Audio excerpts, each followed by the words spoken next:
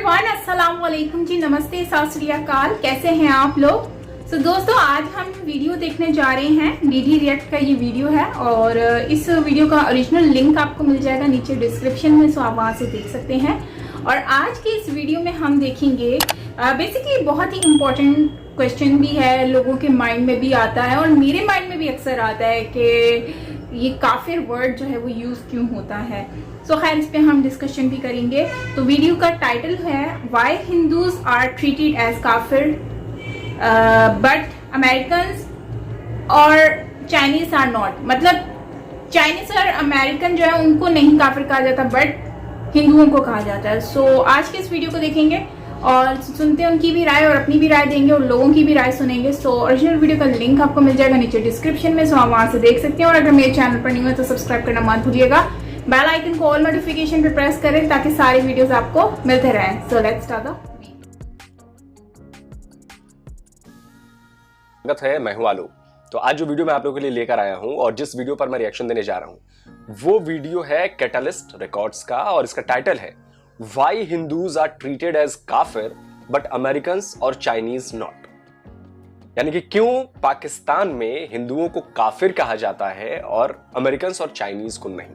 इस पर पाकिस्तान की जनता क्या कह रही है, आइए देखते हैं। बड़ा इंटरेस्टिंग वीडियो होने वाला है। चलिए मुझे ये बताएं कि हमारी नज़र में जो इंडियंस हैं वो काफिर क्यों हैं। ठीक हो गया, अगर हम बीइंग मुस्लिम बात करें या पाकिस्तानियों की बात करें, हम भी पाकिस्तानी हैं, हम भी मुस्लिम हैं, तो हम हमेशा जो इंडियंस हैं उनको काफिर कंसीडर करते हैं। हालांकि अमेरिका और चाइना को हम लोग इस नज़र से नहीं देखते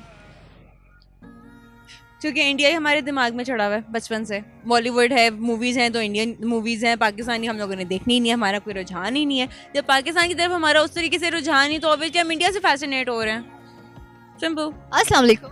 वालेकुम सलाम। क्या हाल है मैम? मैं ठीक हूँ, आप सुनाइए। मैं बिल्कुल ठीक ठाक। मैम मुझे ये बताएं कि हम बीइंग पाकिस्तानी, बीइंग मुस्लिम, हम हमेशा इंडियंस को काफिर कहते हैं, ऐसा क्यों है? इंडियंस को क्यों कहते हैं बुरा? मतलब आपकी मतलब बुरा क्यों कहते हैं?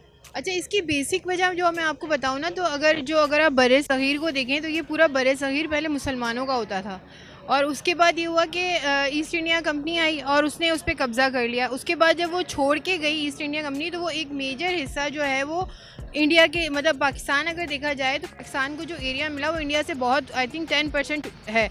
तो इस वजह से ये कि वो एक राइवलरी पैदा हो गई उनमें ना, शुरू से ये बात है। और दूसरे, जब वो साथ रहते थे और जब यहाँ पे अलहदगी हुई थी पाकिस्तान इंडिया की, तो उस वक्त जो हमें किस्से सुनाते हैं हमारे बड़े, वो यही हैं कि बहुत बुरा किया था, लोगों को मार दिया था, लोगों के घर लूट लिए थे।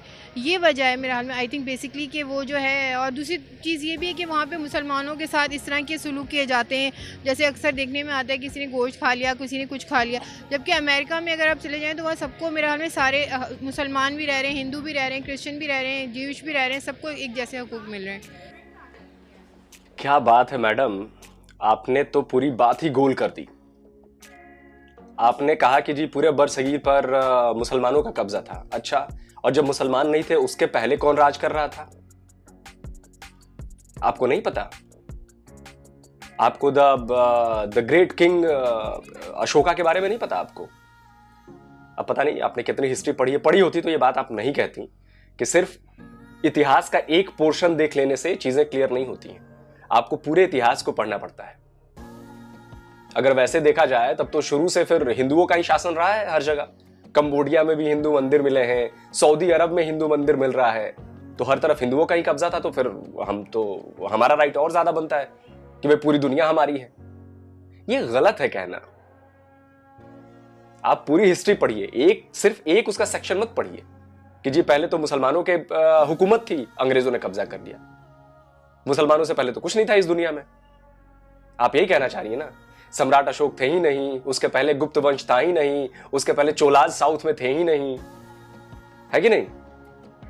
मौर्य एम्पायर था ही नहीं, नंद वंश था ही नहीं, और भी कई सारी डायनेस्टीज हैं जिनके सबूत हैं। ये हवाई बातें नहीं है कह रहा हूं मैं, उनके सबूत हैं।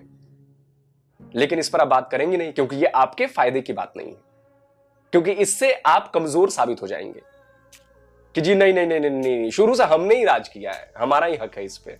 वाह वाह, तालियां मैडम आपके लिए। दूसरी बात आपने कही कि मुसलमानों पर जुल्म। जब भी कोई पाकिस्तानी ऐसी बात करता है तो मेरा हाथ जोड़कर उनसे निवेदन है कि प्लीज बताएं कि कैसे वाले जुल्म, किस तरह के जुल्म किए जा रहे हैं, क्या वैसे जुल्म पाकिस्तान में नहीं हो रहे हैं? वो जुल्म नहीं है, वो अपराध है, क्राइम है। अगर यहां पर किसी को मारा जाता है या मरे तो क्राइम के तहत आता है। उसमें हिंदू भी है, उसमें मुसलमान भी है, उसमें सिख भी है, उसमें ईसाई भी है। क्राइम किसी के साथ भी हो सकता है। अब कल जब पाकिस्तान में जुल्म हो रहा है हिंदू पर, तो उसको जुल्म कहा जाएगा ना, क्योंकि वहां टारगेटेड जुल्म है। लेकिन आप लोग तो ये बात मानोगे नहीं क्योंकि दिमाग में तो वही घुसाया गया है। खैर, गलती आपकी नहीं है, और इसके नतीजे भी आपको देखने को मिल रहे हैं कि आप जितना दूसरों से हेट करोगे, जितनी घृणा करोगे, उसके शिकार आप खुद होंगे। उसका असर, उसका ऊपर वाला भी आपको सजा उसी के मुताबिक देगा, क्योंकि घृणा आपके अंदर भरी है, हेट आपके अंदर भरा है। आई थिंक ये रीज़न है। तो अगर हम बात करें चाइना की, तो हम हमेशा पाक चीन दोस्ती की बात करते हैं, तो हालांकि वो भी नॉन मुस्लिम है, तो फिर हम इंडिया के साथ ट्रेड करते हुए इतना सब कुछ क्यों सोचते हैं? क्योंकि चाइना ने तो आपको पाक चीन दोस्ती जिंदाबाद, ये तो हम बचपन से मेरे हाल में नारा सुनते हुए आ रहे हैं। तो चाइना ने हमेशा पाकिस्तान के साथ स्टैंड किया है। जब इंडिया ने पाकिस्तान को धमकी भी दी, उस वक्त भी चाइना ने ही प्रोटेक्ट किया पाकिस्तान को। तो फिर उसके खिलाफ तो बात नहीं करेंगे ना लोग। जो आपके साथ हो उसके खिलाफ तो कोई भी बात नहीं करता। और अगर हम अमेरिका की बात करें तो उससे हमने बहुत सारे लॉन्स लिए हैं, MFA में लॉन्स देता है, और देखा जाए तो अमेरिका भी, वो भी नॉन मुस्लिम है, लेकिन हम उसके अगेंस्ट भी बात नहीं करते। उसके अगेंस्ट अब लोगों ने बात करना तो शुरू कर दी। अगर आप देखें तो पहले शायद लोगों में इतनी अवेयरनेस नहीं थी, तो शायद इस वजह से ऐसा था। तो लेकिन अब तो मेरा ख्याल में कि ये जो हमारी यूथ है आ रही है, उनको पता चल रहा है। जैसे जो गवर्नमेंट भी चेंज हुई है वो भी इसी वजह से हुई है, तो अब तो उसके खिलाफ बात करना शुरू कर दी। लेकिन फिर भी अगर आप देखें ना, तो वो अगर आप अमेरिका की गवर्नमेंट की बात कर सकते हैं, लेकिन अगर आप कभी अमेरिका जाएँ तो वहाँ पर फिर भी आपको मुसलमानों वाले हकूक़ मिलेंगे। आपको मस्जिद जाने की इजाज़त है, आपको कुर्बानी करने की इजाज़त है, आपको हर चीज़ की इजाज़त है वहाँ पर भी। इंडियंस के साथ इसलिए हमारे बुरे इख्तलाफात चलते हैं, इसलिए हम उनके बारे में ऐसे सोचते हैं, क्योंकि बचपन से हमने वो चीज़ें देखी हैं, वो पढ़ी हैं, और अब हमें समझ में आ रहा है कि एक्चुअल में ऐसा होता क्यों है। और अगर वहाँ पे कुर्बानी वगैरह की बात की जाए तो वो प्रॉपर्ली तरीके से हमें नहीं देते। इवन के वहाँ पे कुछ तो उनके प्रोविंस ऐसे हैं जहाँ पे मतलब इस बेसिस पे लोगों के कत्ल भी हो जाते हैं, और बड़े ये इस तरह की आते रहती हैं खबरें।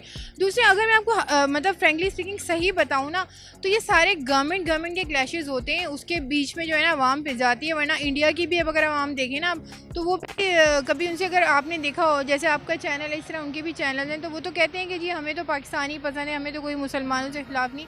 ये सारे इख्तलाफात ना हमारे पॉलिटिशियंस पैदा करते हैं। अवाम तो सब एक जैसी है। अगर हमारे यहाँ भी कोई इंडिया से आ जाए, हम उसको पढ़ के मारेंगे तो नहीं। कितने लोग आते हैं इंडियंस, घूम रहे फिर रहे होते हैं। तो बाहर जहाँ, अगर आप कह रही हैं बाहर इंडियंस और मुसलमान साथ रहते हैं, दोस्तियाँ होती हैं, यहाँ पे सिर्फ जो पॉलिटिशियंस हैं ना, वो आवाम के दिलों में नफरतें पैदा कर देती हैं बेसिकली। पॉलिटिशियन तो नफरत तो आप भी पैदा कर रही हो मैडम। अभी आपने कहा ना कि मुसलमानों को राइट्स नहीं दिए जाते, वो आज़ाद नहीं है हिंदुस्तान में, कुर्बानी का हक नहीं है, ऐसा नहीं है, वैसा नहीं है। भाई भारत के मुसलमानों, बताइए कि आपको कुर्बानी का हक नहीं क्या बकरीद पर? हाँ, गाय काटने की मनाही है, गाय काटने पर प्रॉब्लम होती है। क्योंकि देखिए, हमारे यहाँ जो हमारी सोसाइटी है, जो हमारे यहाँ जो चीज़ें मानी जा रही हैं, तो भाई जब साथ रहना है तो एक दूसरे का ख्याल करना पड़ेगा। तो मुझे लगता है कि ज़्यादातर मुसलमान ये बात समझते हैं, और जो नहीं समझते हैं वो समझ जाएंगे कि क्यों ऐसा करना ज़रूरी है। और मुझे नहीं लगता कि कुर्बानी पर रोक है। आप कुर्बानी करते हो कि नहीं करते हो भाई बकरीद पर? मुझे तो पता है, मेरे कई मुसलमान दोस्त हैं, मैं जानता हूं कि किया जाता है, और कोई रोक नहीं। हाँ, बस गाय की वजह से रोक है। अब आप जबरदस्ती करोगे तो ये तो चिढ़ाने वाली बात होगी, ये विवाद को बढ़ाने वाली बात होगी। तो जाहिर सी बात है, तब विवाद बढ़ेगा। लेकिन मुझे नहीं लगता कि रोक है इस तरह की।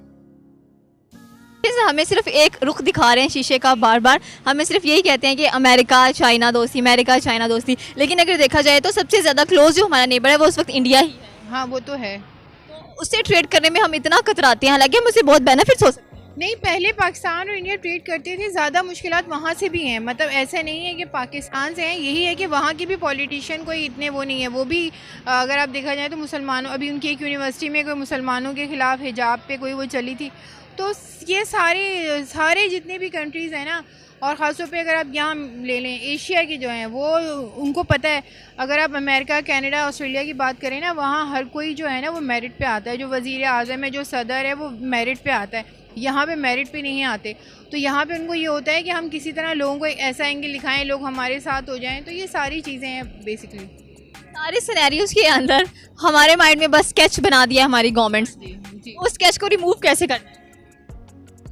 वो तो ये है कि देखिए उस स्केच को रिमूव तो हम खुद ही कर सकते हैं, मतलब कोई और तो नहीं कर सकता। ये कि जैसे बच्चे पढ़ रहे हैं आजकल, जनरेशन आजकल की जो मैं देख रही हूँ, उनको काफ़ी अंडरस्टैंडिंग बहुत सारी चीज़ों की आती आ रही है, समझ बुझ आ रही है। तो वो आई थिंक वक्त के साथ साथ हमारे शायद कोई पॉलिटिशियन अच्छे आ जाएं, पढ़े लिखे आ जाएं, मेरिट पे आ जाएं, तो ये सारी चीज़ें आई थिंक तभी मसले हल हो सकते हैं। तुम्हारे रिलेशंस के उसके बारे में मैं कुछ नहीं बोलूँगी, चूँकि इनके पल में ख़राब होते हैं, पल में ठीक हो जाते हैं, पल में कुछ होता है, पल में कुछ होता है। तो चूँकि ये इतनी मतलब आप कह सकते हो कि एक ट्रिकी किस्म की हमारी सियासत चल रही है ना, इसमें कभी भी कुछ भी हो सकता। बात हम काफ़ी करते हैं, अगर अमेरिकन को देखा जाए तो वो भी नॉन मुस्लिम्स हैं, उनसे हम भाग भाग के कर्जे लेते हैं।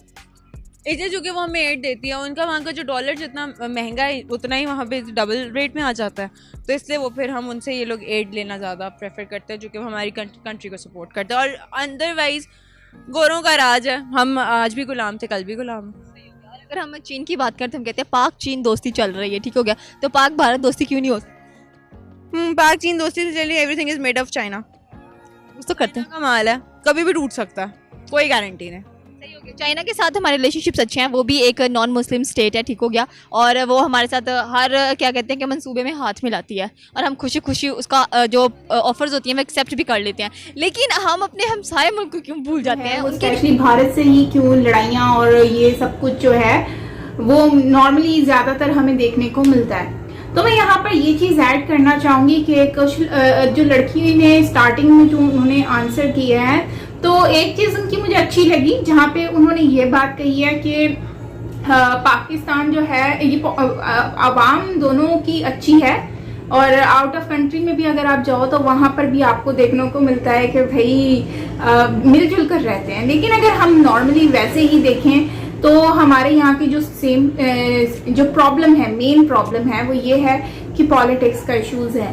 वो लोग आपस में जो है वो गड़बड़ी करके रखते हैं, तो जिसकी वजह से और मैं ये सोचती हूँ कि कश्मीर एक ऐसा इशू बन चुका है जिसकी वजह से आई थिंक कि हम लोग काफ़ी चीज़ों की वजह से हम लोग नुकसान उठा रहे हैं। मैं आपको एक बात बताती हूँ, अब चाइना और अमेरिका की बात की गई है, इनको हमसे फ़ायदा क्या हो रहा है मैं बताती हूँ।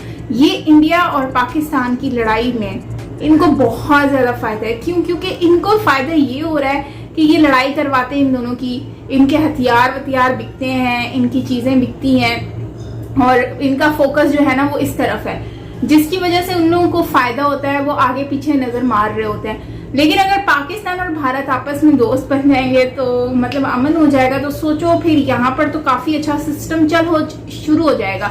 पैसा जो है ना वो हथियारों से हट के वो इन्वेस्टमेंट होगी इंफ्रास्ट्रक्चर के ऊपर और दूसरे बिजनेस के ऊपर।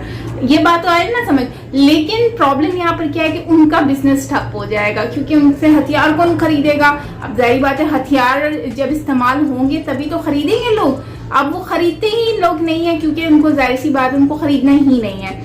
तो मैं ये कहना चाहती हूँ कि देखो आज की सिचुएशन जो है ना वो पाकिस्तान और भारत को मेन लड़ाई करवाना है, इन सब का फोकस ही यही है, और जिसकी वजह से पाकिस्तान और शुरू से ही पाकिस्तान और भारत के बीच में नफरतें फैलाई गई हैं। इवन दो अगर हम लोग चाहें तो हम बिजनेस भी कर सकते हैं, हम लोग बहुत अच्छा हमारा बिजनेस हो सकता है, लेकिन यहाँ पर मेन कश्मीर का इशू आ रहा है। अच्छा, कश्मीर का इशू भी खत्म हो सकता है, सॉल्व हो सकता है, लेकिन ये इशू हल होता नहीं है। क्यों? क्योंकि कश्मीर हल हो गया तो आपको पता है कि फिर पाकिस्तान और भारत की जो दोस्ती है वो भी सही हो जाएगी। तो इसीलिए मुझे लगता है कि ये कश्मीर का मामला कभी भी हल नहीं होने वाला, क्योंकि अगर ये हल हुआ तो पाकिस्तान और भारत की दोस्ती हो जानी, और पाकिस्तान भारत की दोस्ती हो गई तो दूसरे दुश्मन मुल्क जो हैं वो इसका फायदा कैसे उठा सकेंगे, उनको तो नुकसान होगा। तो दूसरी बात यहाँ पर आ जाती है कि भारत में भाई कुर्बानी नहीं दी जाती है। तो मैं यहाँ पर देखो, मैं एक सिंपल सी बात कहती हूँ, हर जगह पर क्राइम होते हैं, हर जगह पर इंसाफ होता है और नाइंसाफी भी होती है। कोई भी जगह बुरी नहीं होती, अगर बुरा है तो वहाँ पर रहने वाले कुछ लोग होते हैं, कुछ ग्रुप्स होते हैं। यहाँ पे कुर्बानी की अगर बात की जाए तो मैं ये मानती हूँ कि कंपैरिजन हमें इंडिया को अमेरिका से नहीं करना चाहिए। उसका रीजन ये है कि अगर हम इंडिया से कंपैरिजन करेंगे अमेरिका का तो बहुत यहाँ पर डिफरेंस हमें देखने को मिलेगा।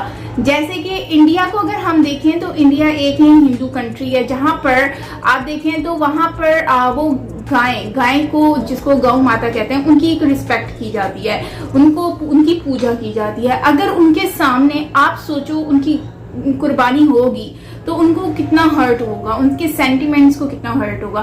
तो जाहिर सी बात है, हम रिस्पेक्ट करेंगे तो वो भी हमारी रिस्पेक्ट करेंगे। तो जहां पर आलोक भाई ने बिल्कुल सही कहा कि जहां पर मिलजुल कर रहा जाता है वहां पर फिर रिस्पेक्ट देनी पड़ती है, रिस्पेक्ट मिलजुल कर ही सिस्टम चलाया जाता है। अब दो लोग रह रहे हैं तो उनको मिलजुल कर ही सिस्टम चलाना है। दोनों की फितरत डिफरेंट होती है लेकिन उनको सिस्टम मैनेज करना पड़ता है। तो इसी तरह से अब कुछ चीजें, अगर देखो गाय का कुर्बानी नहीं हो सकती लेकिन जानवर की तो कुर्बानी दे रहे हैं ना, कुर्बानी से तो मना नहीं किया, बट ये कि गौ माता से कुर्बानी मना किया ना, तो ये इसमें कोई इतनी बड़ी बात नहीं है। आप सऊदीया चले जाओ, दुबई चले जाओ, या फिर आप अमेरिका चलो, हर जगह के अपने एक रूल्स हैं, रेगुलेशंस हैं, आप उसको उसके अकॉर्डिंगली आप फॉलो करते हो। तो अमेरिका की बात रही तो अमेरिका खुद ये मीट वगैरह खाता है, तो उसको तो इस बात से कोई इश्यू होगा ही नहीं। बाकी मंदिर, चर्च और ये तो हर जगह पर ऐसा मुझे नहीं लगता कि कुछ भी ऐसा होगा। सो गाइस, आप क्या कहते हैं इसके ऊपर जरूर शेयर कीजिएगा मुझसे कमेंट सेक्शन में। मैं आप लोगों की राय जानना चाहूंगी और अगर आप लोग मेरी राय से सहमत हैं तो जरूर शेयर कीजिएगा। बाकी यार, रिस्पेक्ट करें एक दूसरे के रिलीजन की, और हेट से कुछ नहीं होता, और गवर्नमेंट लेवल पर एक दूसरे से मोहब्बत करनी चाहिए। और आई थिंक ये कंट्रीज को कंपैरिजन नहीं करना चाहिए। हर कंट्री अपने लेवल पर काम कर रही है, कुछ कंट्रीज आगे बढ़ जाती हैं, कुछ पीछे रह जाती हैं। बाकी मिलते हैं नेक्स्ट वीडियो के साथ, अपना ख्याल रखिएगा। Till then take care.